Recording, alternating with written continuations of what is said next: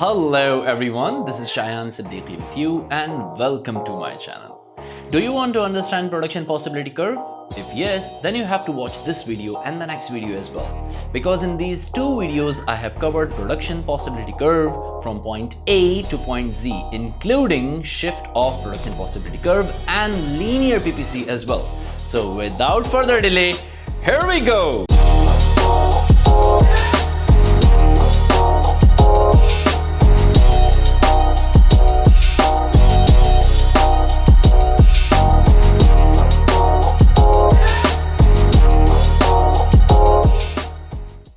Welcome back और ये रहा हमारा आज का topic production possibility curve PPC PPF explain करूंगा आगे जाके।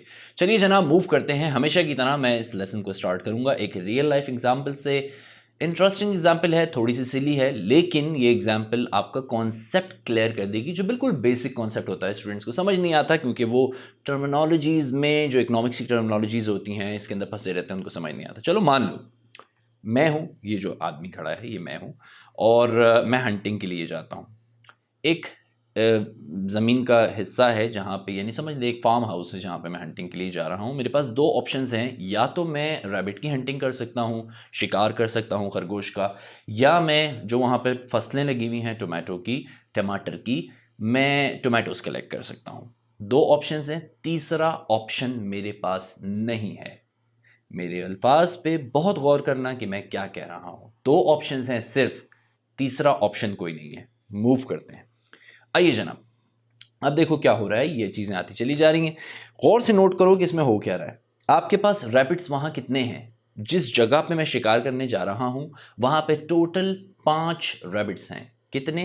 5 रैबिट्स ओनली, 6 नहीं हैं, 5 रैबिट्स हैं। ठीक है। टोमेटोज़ कितने लगे हुए हैं वहाँ फसलों में, यानी ज़मीन पे कितनी टोमेटोज़ हैं वहाँ पे? मैं अगर मैक्सिमम कलेक्ट कर सकूँगा तो 200, 201 नहीं, ओनली 200 टोमेटोज़। टाइम कितना है मेरे पास इस काम के लिए? 24 hours, not even 25। Next day का 1 मिनट भी नहीं है, 24 आवर्स का मेरे पास टाइम है। जिस हिस्से पे मैं शिकार करने जा रहा हूँ वो कितना बड़ा रकबा है, मतलब कितने एरिया है मेरे पास शिकार के लिए या हंटिंग के लिए? 1 एकड़, 2 एकड़ नहीं, 1 हेक्टर, नॉट इवन 2 हेक्टर, 1.1 भी नहीं। अब गौर से इसे मैं सम अप करता हूँ। 1 एकड़ के रकबे में मैं शायान सिद्दीकी शिकार करने के लिए जाता हूँ। मेरे पास दो ऑप्शंस हैं, या तो मैं खरगोश मारूंगा या मैं टमाटर कलेक्ट करूंगा, या मैं दोनों काम करूंगा मगर बैलेंस करूंगा। ऐसा नहीं हो सकता कि दोनों काम मैं फुल कर लूं। वक्त है मेरे पास 24 घंटे का, आराम भी बराबर का करना है, हर चीज़ को मैनेज करना है। सेट्रस पैरिबस, ये जो लिखा हुआ है ना सेट्रस पैरिबस, मैंने सेट्रस पैरिबस पे एक वीडियो बनाई थी, यकीनन आपको शायद पता होगा कि क्या होता है अगर उस वीडियो को आपने देखा है। अगर नहीं देखा, ये लिंक दे दिया है मैंने, जाके सेट्रस पैरिबस की वीडियो देखें ताकि आपको समझ आए कि सेट्रस पैरिबस क्या होता है। लेकिन मैं यहाँ पे बहुत शॉर्ट आपको समझाता हूँ कि सेट्रस पैरिबस क्या होता है। इकोनॉमिक्स की किसी भी थ्योरी या किसी भी लॉ को प्रूव करने के लिए आपको सर्टेन कंडीशंस को अप्लाई करना पड़ता है। जब आप उन कंडीशंस को अप्लाई करते हैं और फिर आप अपना लॉ को स्ट्रेट करते हैं तो वो प्रूव हो जाता है। अगर उन कंडीशंस में से किसी चीज़ में चेंज हो गया तो वो लॉ प्रूव नहीं होता, बल्कि एक नई सिचुएशन निकल आती है। कैसे? वो आप सेट्रस पैरिबस की वीडियो देखिएगा, क्योंकि पीपीसी का अपना एक सेट्रस पैरिबस है जो कि मैं आगे आपसे डिस्कस करने वाला हूँ। यहाँ तक बात क्लियर हो गई? ठीक है, मूव करते हैं। अब हम देखते हैं कि हमारे पास पॉसिबिलिटीज़ क्या क्या बन सकती हैं, जिसे हमने सिनेरियो का नाम दिया है या पॉसिबिलिटीज़ का भी नाम दिया हुआ है। देखो गौर से चेक करो, ये नंबर्स आपको, ये जो टोमेटोज़ के नंबर हैं ये थोड़े आगे पीछे से नज़र आ रहे हैं। ये 5, 10, 15 या 50, 25 या एक बैलेंस में क्यों नहीं है, इसका रीज़न आपको आगे जाके पता चलेगा। ये नंबर बड़े आसान मैंने लिखे हुए हैं, इन्हें याद कर लो, चाहो तो नोट डाउन कर लो, तस्वीर ले लो। अगर कि एग्जाम में ऐसा क्वेश्चन आता है जिसमें वो आपको नंबर्स वगैरह नहीं देता, सिर्फ सिनेरियो, तो ये बेस्ट सिनेरियो है, बड़ा आसान सा है। अच्छा उधर देखो हो क्या रहा है। अब मैं आपको ये थोड़ा सा समझाता हूँ।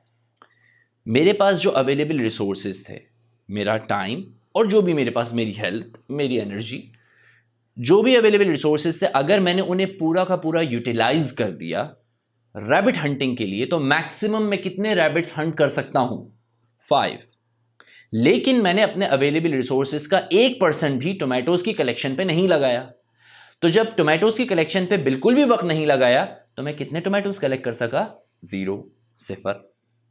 समझ आ रही है बात? क्योंकि सारा वक्त तो मैंने रैबिट पे लगा दिया और टोमेटोज के लिए लगाया ही नहीं। क्लियर हो गया? पहला सिनेरियो था ये। दूसरे सिनेरियो में आ जाओ। एक बात याद रखो, ये इंटरलिंक नहीं है आपस में, ये टोटली डिफरेंट सिनेरियोज है। ऐसा नहीं है कि पहली बार आप गए तो आपने कहा कि चलो यार थोड़ा सा टाइम और बढ़ा लेता हूं, फिर दूसरी दफा नहीं नहीं नहीं, ये सिनेरियो बिल्कुल डिफरेंट है। वरना इस तरह तो आपके पास पता नहीं कितने खरगोश बन जाते हैं। टोटल 5 ही खरगोश हैं आपके पास। सिनेरियो नंबर 2, आप कहते हो यार ऐसा करते हैं कि ज्यादा वक्त मैं रैबिट हंटिंग पे लगाता हूं और थोड़ा सा वक्त मैं टोमेटोज की कलेक्शन पे लगा देता हूं। आपने ज्यादा वक्त रैबिट हंटिंग पे लगाया और थोड़ा सा वक्त आपने टोमेटोज की कलेक्शन पे लगाया, तो आपके पास रिजल्ट क्या आया कि आपने 4 रैबिट्स हंट किए और 110 टोमेटोज कलेक्ट कर लिए। अमेजिंग, बहुत जबरदस्त बात हो गई। बात समझ आ रही है आपको? तो जो एक रैबिट आपने हंट नहीं किया वो अवेलेबल रिसोर्सेज या उसका टाइम आपने टोमेटोज कलेक्शन पे लगा दिया था। ठीक है। सिनेरियो 3, आप कहते हैं यार थोड़ा ज्यादा टाइम अब मैं टोमेटोज कलेक्शन पे लगाता हूं और कम टाइम थोड़ा सा मैं रैबिट्स की हंटिंग पे लगाता हूं। जब आपने ऐसा किया तो आपने 3 रैबिट्स मारे, बाकी वक्त जो बचा हुआ था आपने टोमेटोज की कलेक्शन पे लगा दिया। ऐसे में आपके पास 150 टोमेटोज कलेक्ट हुए। इसी तरह से नंबर आगे बढ़ता जाता है। अब एक सिनेरियो है, लास्ट सिनेरियो, जिसको 6th सिनेरियो को मैंने यहां नंबर दिया हुआ है। वो क्या है? आप कहते हैं कि सारे के सारे अवेलेबल रिसोर्सेज, जो भी मेरा टाइम है, मेरी एनर्जी है, सब कुछ, वो सब कुछ मैं टोमेटोज की कलेक्शन पे लगा देता हूं। ठीक है। और रैबिट्स के लिए मेरे पास कोई वक्त नहीं, कोई अवेलेबल रिसोर्सेज नहीं, मैं वहां कुछ भी नहीं लगा रहा। ऐसे में क्या होगा? रैबिट 0, एक भी रैबिट कलेक्ट नहीं किया, लेकिन सारे टोमेटोज आपने वहां कलेक्ट कर लिए, यानी 200 टोमेटोज कलेक्ट हो गए। यही कॉन्सेप्ट इसी लेक्चर में मैं मैक्रो पे भी अप्लाई करूंगा और नेक्स्ट लेक्चर के अंदर ये शिफ्ट के साथ हम अप्लाई करेंगे। बड़े इंटरेस्टिंग लेक्चर्स हैं, देखना जरूर, बीच में से स्किप नहीं करना। ये मत समझना कि ये आपको पीपीसी मैंने पूरा समझा दिया, अभी तो पीपीसी का पी भी नहीं हुआ, बल्कि उसकी डंडी भी नहीं हुई है। ठीक है, अभी बहुत कुछ बाकी है समझाने के लिए। लेक्चर को पूरा देखना, बीच में से स्किप मत करना प्लीज। बीच में से स्किप करोगे टॉपिक नहीं समझ आएगा। फिर ऐसा होता है कि कुछ स्टूडेंट्स मुझसे क्वेश्चन पूछते हैं जो कि उस ही वीडियो में आगे मैंने एक्सप्लेन किया हुआ होता है। ठीक है, तो आप लोग ये गलती ना कीजिएगा बराए मेहरबानी। यहां तक बात क्लियर हो गई? चलें अब हम देखते हैं कि ग्राफ में ये कैसे प्लॉट किया जाता है। सिनेरियो मैंने अभी आपको ये पूरा समझा दिया, ये स्केड्यूल बना हुआ है, क्लियर हो गई। अब इसको प्लॉट करते हैं हम ग्राफ में। चलिए जी, सबसे पहले आपको पता है, मैंने आपको सिखाया हुआ है कि हम वाई एक्सिस ड्रॉ कर लेते हैं और उसके बाद हम एक्स एक्सिस ड्रॉ करते हैं। नंबर आ रहे हैं, आ रहे आ गए और ये 2 पॉइंट्स आ गए। अच्छा, द क्वेश्चन इज कि मैंने वाई एक्सिस पे यहाँ क्या लिया हुआ है? यहाँ पे मैंने वाई एक्सिस पे रैबिट ले लिया है। टोमेटो भी ले सकते हैं, कोई रॉकेट साइंस नहीं है, लेकिन रैबिट इसलिए क्योंकि वहाँ 1 2 3 4 के नंबर डले हुए हैं तो वो बड़े आसान दिखते हैं। ठीक है, और टोमेटोज मैंने एक्स एक्सिस पे ले लिया। क्लियर होगी यहाँ तक बात? ठीक है, लेकिन आप गौर करें तो आप देखें 2 पॉइंट्स ऑलरेडी लगे हुए हैं। एक वाई एक्सिस पे येलो पॉइंट लगा हुआ है और एक एक्स एक्सिस पे ये येलो पॉइंट लगा हुआ है। क्यों लगे हुए हैं? क्योंकि मैंने सिनेरियो 1 और सिनेरियो 6 को ऑलरेडी प्लॉट कर दिया है इस ग्राफ पे। एक्सप्लेन कर देता हूं मैं आपको। जब सिनेरियो 1 में मैंने 5 रैबिट्स कलेक्ट किए थे तो उस वक्त टोमेटोज कितने कलेक्ट हुए थे? 0। और 0 कहां पे है? वो रहा कोने पे जो आपको नजर आ रहा है। क्लियर हो गई यहां तक बात? वो बिल्कुल कोने पे, उसको कहते हैं ओ यानी 0, ओरिजिन भी कहा जाता है उसे। ठीक है, तो द क्वेश्चन इज कि जब मेरे पास 5 रैबिट्स हंट हुए तो मेरे टोमेटोज की कलेक्शन कितनी थी? 0, तो मैंने वहां लगा दिया। और सिनेरियो 6 में बिल्कुल इसके वाइस वर्सा हुआ है। जब मेरे पास 200 टोमेटोज कलेक्ट हुए तो उस वक्त मेरे रैबिट्स की हंटिंग कितनी थी? 0, वो लगा हुआ निशान। क्लियर हो गई? क्योंकि ये लाइन सीधी वहां 0 पे जा रही है, वो ऊपर से 0 पे आ रही है। यहां तक बात क्लियर हो गई? अब हम ड्रॉ कहां से करना शुरू करेंगे? अब हम ड्रॉ करना शुरू करेंगे सिनेरियो 2 से। 2 3 4 5 हम ड्रॉ करेंगे। तो आइए जी सिनेरियो 2 ड्रॉ करते हैं। 4 and 110, 4 रैबिट्स 110, दोनों लाइनें जाके मीट कहां हुई? इस पॉइंट के ऊपर, क्योंकि हम वहां से 4 से लकीर खींचेंगे, यहां से 110 से उठाएंगे और पॉइंट को मिला देंगे। नाउ द क्वेश्चन इज, आपके जहन में जो क्वेश्चन आ रहा होगा वो ये कि सर ये नंबर जैसे आगे पीछे क्यों डले हुए हैं? इसलिए डले हुए हैं क्योंकि इतने सारे आपने मेरे ग्राफ्स देखे हैं। मैंने आपको एक ग्राफ सिखाया है जिसके अंदर एक ग्राफ बनाना भी सिखाया आई थिंक। अगर नहीं तो मैं एक और वीडियो बना दूंगा जिसके अंदर मैं ग्राफ ड्रॉ करना आपको सिखा दूंगा कि इकोनॉमिक्स के ग्राफ कॉपी भी कैसे ड्रॉ होते हैं, MS वर्ड PPT पे कैसे ड्रॉ होते हैं, आपको सिखा दूंगा। ये तो आपको पता होगा कि मैं इसमें 0, 50, 100, 150, 200 के पॉइंट्स लगा सकता हूं, तो समझ लीजिए कि मैंने वही पॉइंट्स लगा दिए, ठीक है। एंड उसके बीच में ये सारे नंबर्स मैंने इमेजिनरी प्लॉट कर दिए हैं। अगर आपके पास स्केल हो तो आप वैसे कर लें, लेकिन बार बार ड्रॉ करने के बाद आदमी खुद एक्सपर्ट हो ही जाता है। मेरे स्टूडेंट हो तो कम से कम इतना तो आप लोगों को समझ आ जाना चाहिए कि नंबर ऐसे क्यों लगे हुए हैं, ठीक है। अच्छा, सिनेरियो नंबर 3 हम ड्रॉ करते हैं। सिनेरियो नंबर 3 पे 3 रैबिट्स एंड 150 टोमेटोज की कलेक्शन हुई। 3 रैबिट्स वहां से लाइन ड्रॉ हुई और यहां 150 टोमेटोज की कलेक्शन पे आके मिल गई। क्लियर हो गया? ओके। नाउ सिनेरियो नंबर 2, नीचे आ रहे हैं हम। Scenario number 4, sorry, 2 rabbit and 190। Last scenario, scenario number 5, 1 rabbit मारा और 195 टोमेटोज कलेक्ट हुए। सिनेरियो 6 हमने सबसे पहले ड्रॉ कर दिया था और सिनेरियो 1 भी ड्रॉ हुआ था वहां पे, ठीक है। यहां तक बात क्लियर हो गई। ये ड्रॉ कैसे करने हैं you already know it. Now अब यहां से गेम शुरू होता है।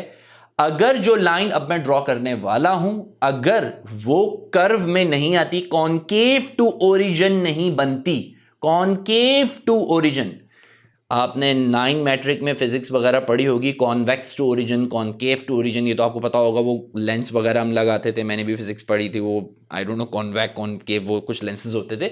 बहरहाल ये कॉनकेव टू ओरिजिन है। ओरिजिन का मतलब वो जो जीरो का पॉइंट है वो उससे इस तरह से ये कॉनकेव आता है। क्लियर हो गई बात? तो नाउ द क्वेश्चन इज कि अगर कि ये जो लाइन है जो अब मैं ड्रॉ करने वाला हूं, अगर वो कॉनकेव नहीं बनती तो आपका पीपीसी रॉन्ग हो जाएगा। अगर वो कॉन्वेक्स बन गई तो भी पीपीसी रॉन्ग हो जाएगा। तो उसका कॉनकेव होना लाजमी है। यूं यूं यूं यूं करके आई तो भी गलत हो जाएगा, ठीक है। तो अब इसको हम ड्रॉ करते हैं जनाब। ये ड्रॉ होना शुरू हुई, आ गई। समझ आया? सारे पॉइंट्स को हमने मिला दिया। अब एक शॉर्टकट बताता हूं एग्जाम का। पहले इस ग्राफ को ड्रॉ कर लो, ठीक है। कॉनकेव टू ओरिजिन का एक अच्छा सा खूबसूरत सा पीपीसी बना लो। इमेजिनरी नंबर्स डाल दोगे तो भी काम चल जाएगा। एक्सपर्ट होने में थोड़ा सा टाइम लगता है, ये एक शॉर्टकट बताया मैंने, समझ आ जाएगा, ठीक है। यहां तक बात क्लियर हुई कैसे ड्रॉ होता है पीपीसी का graph.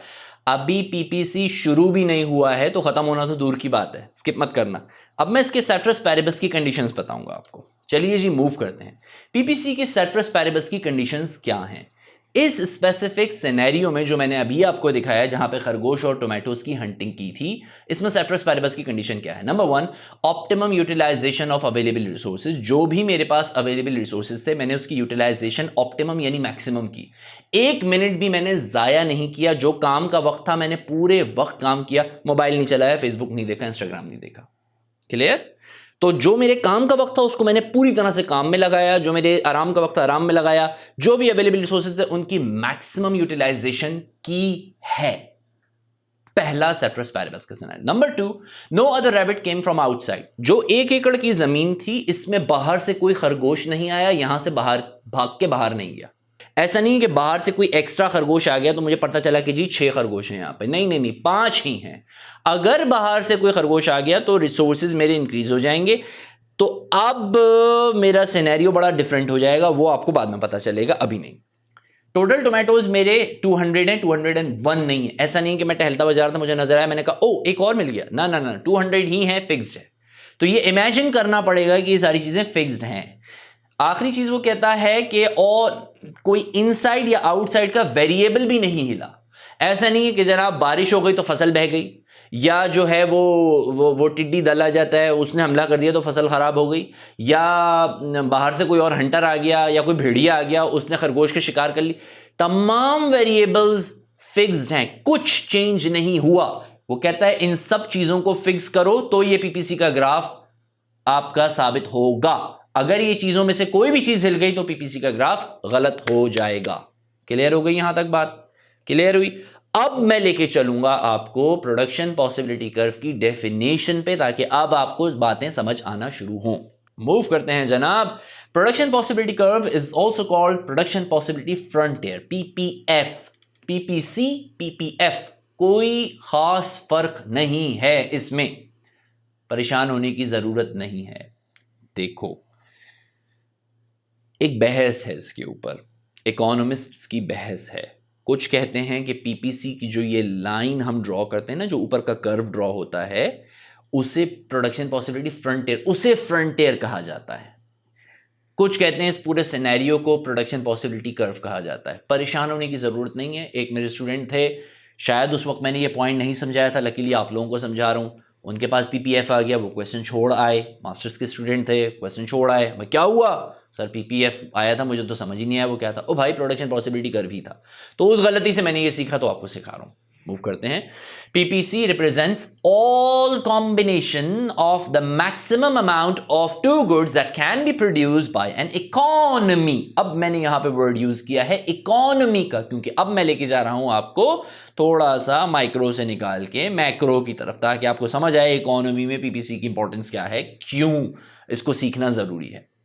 When there is a full employment of resources and maximum productive efficiency, दोबारा से देखो, PPC represents all the combination of maximum amounts of two goods। जो मैंने ये पीछे आपको दिखाया था, इसमें all the combinations, ये जो रेड लाइन पे बने हुए हैं, ये पॉसिबल कॉम्बिनेशंस हैं यूटिलाइजेशन ऑफ रिसोर्सेज के मैक्सिमम होने के बाद, जो पॉसिबल हमारे पास। ऐसा नहीं है कि 1.5 खरगोश मारा, 2.5 खरगोश आ गया हाथ में, ऐसा नहीं है। हाँ वो अलग बात है कि आपने करीब से बड़ी बंदूक चला दी, उसके टुकड़े उड़ जाए, मगर फिर भी वो एक ही रहेगा, ठीक है।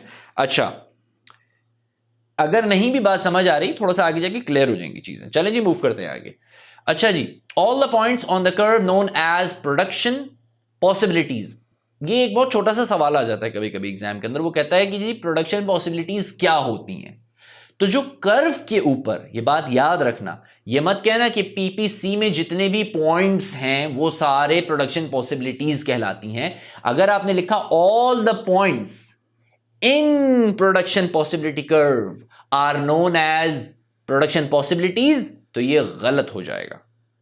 क्यों? क्योंकि जो कर्व है, इकोनॉमिक्स में कर्व किसे कहते हैं, मैंने आपको कई दफा समझाया है। कर्व क्या होता है? जो ये लाइन ऊपर से यूं ड्रॉ हो रही है कॉनकेव टू ओरिजिन, इसको कर्व कहते हैं, ठीक है।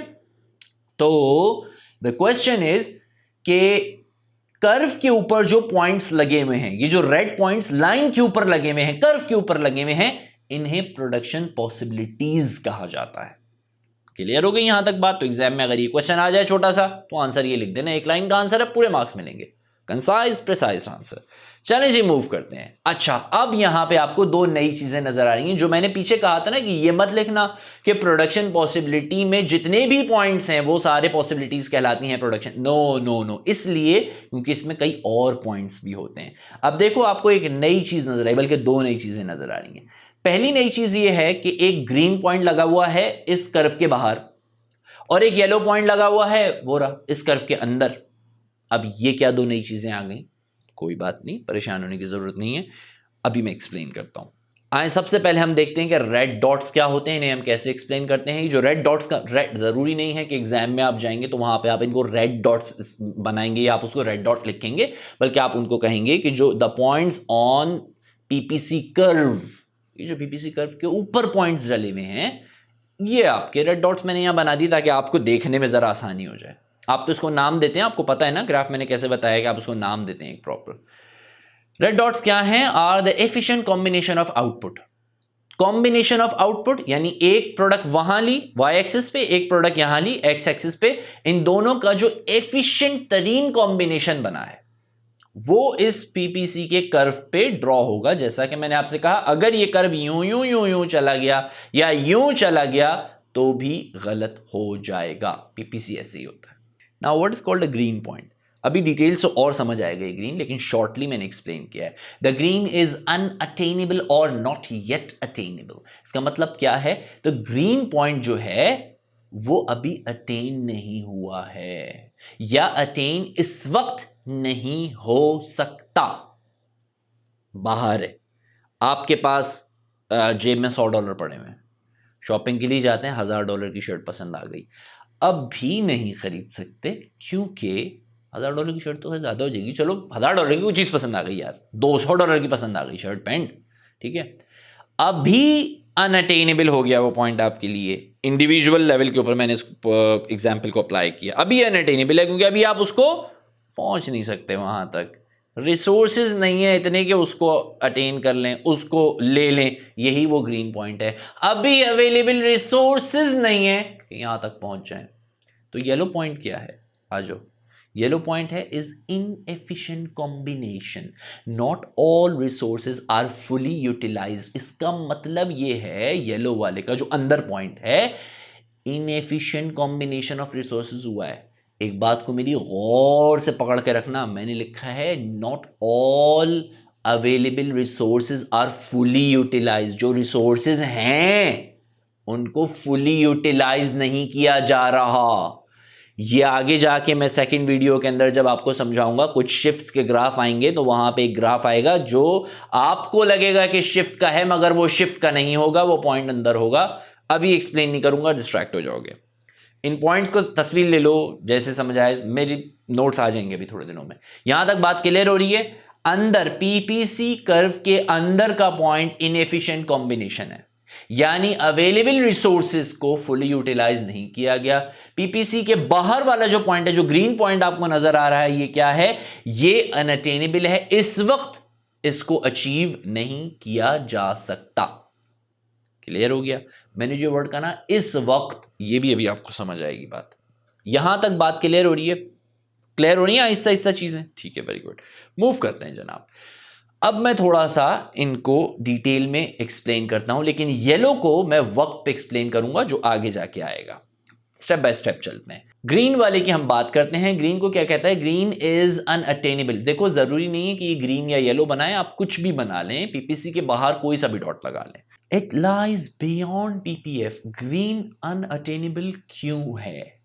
अच्छा, मिसाल के तौर पे आपके पास एक मल्टीपल चॉइस क्वेश्चन आ जाता है जिसके अंदर वो आपको एक पीपीसी देता है और वो ड्रॉ करता है और एक पॉइंट बाहर लगाता है और कहता है कि ये पॉइंट अनअटेनेबल क्यों है।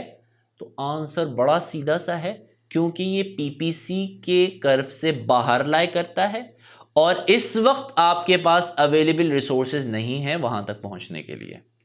क्लियर हो गया? अच्छा, अब क्यों नहीं है? क्यों? क्योंकि वो कहता है the condition of scarcity. Scarcity, जो स्कैर्सिटी का वर्ड मैंने यूज किया, याद है मैंने स्कैर्सिटी पे एक वीडियो बनाई थी?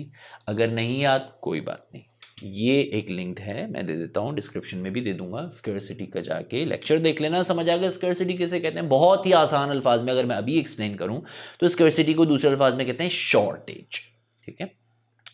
The condition of shortage, scarcity, does not allow the economy to produce outside its frontier, क्योंकि रिसोर्सेज लिमिटेड हैं। तो ये जो स्कैर्सिटी है, शॉर्टेज है, लिमिटेशन है, ये एक इकोनॉमी को अलाउ नहीं कर रही इस वक्त कि वो पीपीसी के बाहर प्रोड्यूस कर सके। ये अल्फाज बड़े इंपॉर्टेंट है जो मैंने यूज किए। इस वक्त, right now, the scarcity, the condition of scarcity is not allowing an economy to produce outside production possibility curve right now, but it doesn't mean that it's gonna last forever. तो इसका मतलब यह है कि यानी कभी ऐसा वक्त आ सकता है कि एक इकोनॉमी इसके बाहर निकल सकती है, बिल्कुल निकल सकती है। कब आएगा समझ आएगा। चलो जी, यहां तक बात क्लियर हो रही है? ग्रीन पॉइंट समझ आ गया, ये क्या है, क्यों है, कैसे है। लाल पॉइंट समझ आ गए। चलो आगे मूव करते हैं। अच्छा जनाब, why can a country not produce outside the PPC curve? Question आता है एग्जाम के अंदर। इसका आंसर क्या है? With its fixed quantity, quality of resources, quantity of resources, that means कि जो available resources हैं वो fixed हैं। Quality of resources, इसका क्या मतलब हुआ? Quality of resources, land, labor, capital, ये मेरे फैक्टर्स ऑफ प्रोडक्शन हैं। तो लेबर बेसिकली क्या हुई? लेबर हुई मेरी इसके क्वालिटी, यानी जो इनके स्किल्स हैं वो लिमिटेड हो गए। ओहो, तो यहाँ पे शायद लेबर की बात हो रही है, कोई टेक्नोलॉजिकल एडवांसमेंट की बात हो रही है कि वो लिमिटेड है, उनकी क्वालिटी लिमिटेड है। बात समझ आ रही है? ठीक है? Why can a country not produce outside the PPC curve with its fixed quantity and quality of resources and technology? The economy cannot move to any point outside the PPF, such as a green dot, because it does not have enough resources to reach there. इसका मतलब ये हुआ कि अभी आपके पास available resources इतने नहीं हैं कि आप ये जो पीपीसी के बाहर का पॉइंट है इसे अचीव कर जाएं। अभी अवेलेबल रिसोर्सेज इतने नहीं हैं। चलो जी आगे मूव करते हैं। What forces the economy to make choices? Now, एक इकोनॉमी को क्या चॉइसेस लेनी पड़ती हैं? बिल्कुल लेनी पड़ती हैं। आपको माइक्रो लेवल के ऊपर पर्सनली भी तो चॉइस लेनी पड़ती है। आपकी जेब में जब पैसे लिमिटेड होते हैं तो आप सोचते हैं यार ये लूं या ये लूं। समझ आ रही है? तो इकोनॉमी को भी चॉइसेस लेनी पड़ती हैं। क्यों? The condition of scarcity limitation, shortage, resources की शॉर्टेज एक इकोनॉमी को फोर्स करती है टू मेक चॉइसेस। इकोनॉमी को देखना पड़ता है यार यहां लगाएं, डैम बनाने पे लगाएं या कहां लगाएं। ओ यार कॉलेज बनाएं, नहीं एयरपोर्ट बनाते हैं, नहीं एयरपोर्ट नहीं पुल बनाते हैं, इससे हमारे पास एफडीआई फॉरेन डायरेक्ट इन्वेस्टमेंट आएगी अगर हम इंफ्रास्ट्रक्चर अच्छा दे देंगे। या आगे के टॉपिक्स हैं। बात यहां समझ आ रही है? देखो इसको रीड करो। व्हाट फोर्सेस, ये भी एग्जाम का क्वेश्चन है, 3-4 एग्जाम के बड़े बड़े क्वेश्चंस कवर कर रहा हूं इसमें। What forces an economy to make choices? The condition of scarcity forces the economy to make a choice about what particular combination of goods it wishes to produce. Remember the condition of scarcity, मैंने आपको ये पहले भी समझाया था। और ये बात याद रखिएगा कि कंडीशन ऑफ स्कैर्सिटी जो है वो ही आपको लेके जाती है, it leads to opportunity cost. अगर मैंने डैम की कंस्ट्रक्शन में पैसा लगा दिया तो कॉलेज का क्या होगा, और अपॉर्चुनिटी कॉस्ट डैम की क्या बनेगी, कॉलेज की अपॉर्चुनिटी कॉस्ट क्या बनेगी। ये बड़े क्रिटिकल क्वेश्चंस होते हैं। पढ़ी लिखी गवर्नमेंट्स अलबत्ता सोचती ज़रूर हैं। डेवलप्ड कंट्रीज में ये बड़ा थॉरो एनालिसिस होता है। हमारे यहाँ लमाना हफीज़ आई डोंट नो क्या होता है, I am not the part of government. चलें जनाब आगे मूव करते हैं। वो कहता है if the economy were at any point on the curve, अगर इकोनॉमी इसमें से किसी भी पॉइंट पर है, इट वुड बी इम्पॉसिबल। देखो ये बड़े मजे की चीज है। ये आता है क्वेश्चन को वो घुमा के पूछते हैं। अभी समझाता हूं। वो कहता है ये सारी चीजें जिनको मैंने पीछे कहा था कि मैं आगे जाके समझाऊंगा, वो सारी मैं समझाता जा रहा हूं। ऐसा नहीं होगा तुम लोग समझोगे समझा नहीं रहे, सब कुछ कवर कर रहा हूं भाई। मैं बहुत मुश्किल से बड़ा लिख लिख के मैं लेक्चर्स को बनाता हूं आपके लिए। If the economy were at the point on the curve, it would be impossible to increase the quantity produced of one good without decreasing the quantity produced of other goods. वो कहता है अगर एक इकोनॉमी पीपीसी के किसी भी point पर है, कि नामुमकिन है उस इकोनॉमी के लिए कि वो किसी एक प्रोडक्ट की पैदावार को बढ़ाना चाहती है तो दूसरी की कम ना हो। इसका मतलब क्या है? ये नामुमकिन है एक इकोनॉमी के लिए कि एक प्रोडक्ट की पैदावार को बढ़ाना चाहती है तो दूसरी की कम ना हो। ऐसा नहीं हो सकता कि इसकी भी बढ़े और इसकी भी बढ़े। क्यों? क्योंकि अवेलेबल रिसोर्सेज लिमिटेड हैं। थोड़ा आसान अल्फाज में समझते हैं। वो कहता है in other words when an economy increases its production of one good, for example wheat, there must necessarily be sacrifice of some quantity of other goods such as rice. This sacrifice is called an opportunity cost. Clear हुई बात? देखो समझाता हूं। Available resources हैं, ये ठेकेदार लोगों की आपको मैं एक मिसाल देता हूं। चलो इस ग्राफ से समझाता हूं। थोड़ा सा इसको देखो गौर से। हाँ ये वाला बड़ा मजे से समझ आएगा। देखो पहले रियल लाइफ एग्जाम्पल को समझो। ठेकेदार लोग होते हैं हमारे यहाँ कंस्ट्रक्शन में, एक साथ 3, 4, 5 प्रोजेक्ट्स पकड़े हुए होते हैं। कुछ लेबर वो एक जगह से निकालते हैं दूसरी जगह लगा देते हैं। रिसोर्सेज क्या है? लिमिटेड है। मशीनरी क्या है? लिमिटेड है। लेबर कितनी है? लिमिटेड है। इधर का काम स्लो हो गया उधर का तेज हो गया। समझ? ऐसा नहीं हो सकता कि यहां पे 10 लेबर काम कर रही थी अब 2 कर रही है और यहां का उसी स्पीड से चलेगा। इम्पॉसिबल। यहां से निकाला अगले पे लगा दिया, ये दोनों स्लो हो गए, तीसरा तेज हो गया। बात समझ आ रही है? कॉन्सेप्ट डेवलप हो रहा है। देखो इसको रीड करो। अब यहां पे क्या हो रहा है? वो कहता है कि अगर आपको 100 टन अपने गंदम की प्रोडक्शन को बढ़ाना है तो अप्रोक्सीमेटली 150 टन राइस की प्रोडक्शन को खोना पड़ेगा। क्यों? क्योंकि रिसोर्सेज लिमिटेड हैं। रिसोर्सेज यहां से लगेंगे, निकलेंगे यहां लग जाएंगे, सॉरी यहां से निकलेंगे यहां लग जाएंगे। समझ आई यहां तक बात? अच्छा इसी को थोड़ा सा इसकी एक्सप्लेनेशन देखो। वो कहता है more employment of resources on wheat production means an economy has to give some output of rice. क्योंकि जो available resources हैं उन्हें मैं ज्यादा wheat पे लगा रहा हूं तो मेरे राइस की प्रोडक्शन थोड़ी कम हो जाएगी. हर इकोनॉमी के पास रिसोर्सेज लिमिटेड होते हैं. ठीक है, तो मतलब क्या हुआ कि अगर एक की प्रोडक्शन बढ़ानी है तो दूसरी की कम होगी ही होगी. और यही तो अब याद करो, अपॉर्चुनिटी कॉस्ट पे मैंने एक लेक्चर दिया था. अपॉर्चुनिटी कॉस्ट, ये रहा लिंक, डिस्क्रिप्शन में भी है. अपॉर्चुनिटी कॉस्ट में क्या होता था, जो खोया वो होती है अपॉर्चुनिटी कॉस्ट. तो खोया क्या, 150 टन ऑफ राइस खो दिया तो ये उसकी अपॉर्चुनिटी कॉस्ट है. ऐसे ही पीपीसी ड्रॉ होता है. क्लियर हुई बात? चलो मूव करते हैं. अच्छा जनाब, the condition must be met for PPC. PPC के लिए क्या क्या कंडीशंस हैं जो लाजमी हैं पीपीसी को प्रूव करने के लिए? All resources must be fully employed, number 1. ये मैंने आपको पहले भी समझाया, जितने भी अवेलेबल रिसोर्सेज हैं उनकी फुल यूटिलाइजेशन होनी चाहिए.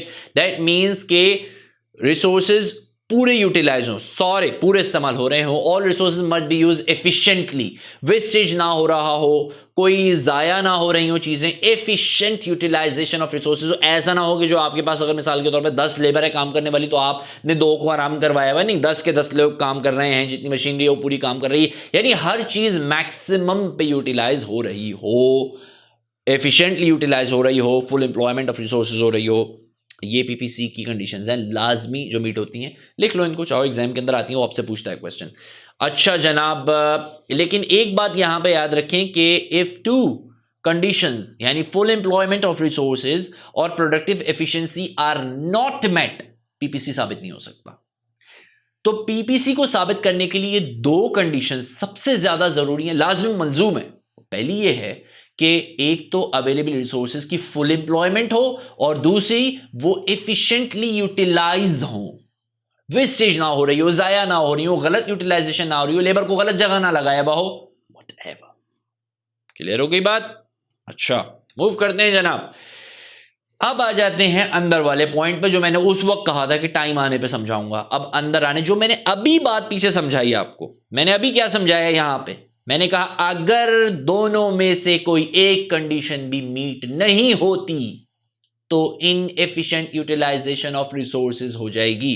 वो है ये जो अंदर आपको पीपीसी जो एक येलो पॉइंट नजर आ रहा है, ये है, इसको रीड करो. वो क्या कहता है, what will happen if the resources are not utilized efficiently? The answer is under employment of resources हो जाएगी. वो क्या होती है, PPC PPF will be inside the curve, that means the yellow dot. This indicates that there is either unemployment of resources हुई है या productive inefficiency हुई है, या दोनों एक साथ हो गई हैं. या तो जो available resources थे उनको पूरी तरह से employ नहीं किया, या जो प्रोडक्टिव एफिशिएंसी आप नहीं ला सके, सही तरह से यूटिलाइज नहीं कर सके चीजों को. तो अब जो पॉइंट होगा वो अंदर होगा. द क्वेश्चन इज, क्या अंदर मूव होता है? बिल्कुल होता है भाई, रियलिटी में ऐसे ही होता है. अभी आगे समझ आएगा. यहां तक बात क्लियर हुई? अच्छा चलो मूव करते हैं. वो कहते हैं इन रियलिटी क्या होता है, व्हाट विल हैपन. ये तो मैंने बात समझाया. इन रियलिटी क्या होता है? असल में रियलिटी में यही होता है. In reality, economy's actual output or quantity of output actually produced is most likely always at the point inside the PPF. हमेशा, ज्यादातर 99.99%, even including China तक जैसी कंट्री जो है, उनके यहां भी जो असल पॉइंट है पीपीएफ का, वो मैक्सिमम जो आइडियल कंडीशंस हैं. देखो, क्योंकि आइडियल कंडीशन हमेशा रहती नहीं है ना भाई. आइडियल कंडीशन कैसी रहेगी? सबसे पहले तो दुनिया के अंदर रिसोर्सेज ही स्केर्स हैं आपके पास. फिर ऐसा नहीं हो सकता कि हर जगह पे आपकी पूरी यूटिलाइजेशन ऑफ रिसोर्सेज. ऐसा नहीं, बारिश आ गई, सुनामी आ गया, कुछ भी हो गया, डिजास्टर्स कंडीशन हो गई, आपका पीपीएफ अंदर मूव हो जाता है. तो इन रियलिटी वो हमेशा ही रहता है, because in real life all the economies have some unemployment of resources and some productive inefficiencies. क्योंकि इन रियलिटी होता है कि हर इकोनॉमी किसी ना किसी तरह से प्रोडक्टिव इनएफिशिएंसी को डील करती है या अनएम्प्लॉयमेंट ऑफ रिसोर्सेज को डील कर रही होती है, and something like that. Clearly. तो इन रियलिटी ये पॉइंट असल में अंदर ही रहता है। ऐसा नहीं होता कि ये जन्नत में शायद हो जाए कि वो हर चीज़ जो है वो शायद के ज़ाहिर है वहाँ तो हर चीज़ फुली अपने आइडियल कंडीशन में होगी, मगर दुनिया में तो आइडियल कंडीशन होनी नहीं है। ठीक है, क्लियर हो गई यहाँ तक बात। तो इन रियलिटी यही होता है। अच्छा जनाब, why is PPC concave two reason, ये क्वेश्चन आता है। Because of increasing marginal opportunity cost. Marginal opportunity cost, अभी मैंने आपको समझाया अपॉर्चुनिटी कॉस्ट का topic, marginal opportunity cost. It happens in order to increase the production of one good by 1 unit will result in the sacrifice of more than 1 unit of another good। इसका मतलब ये है कि एक product, जैसे मैंने अभी आपको वीट वाली दी थी ना मिसाल, जो मैंने आपको पीछे दिखाया था कि 100 टन अगर वीट की प्रोडक्शन को बढ़ाया तो 150 टन राइस कम हुआ।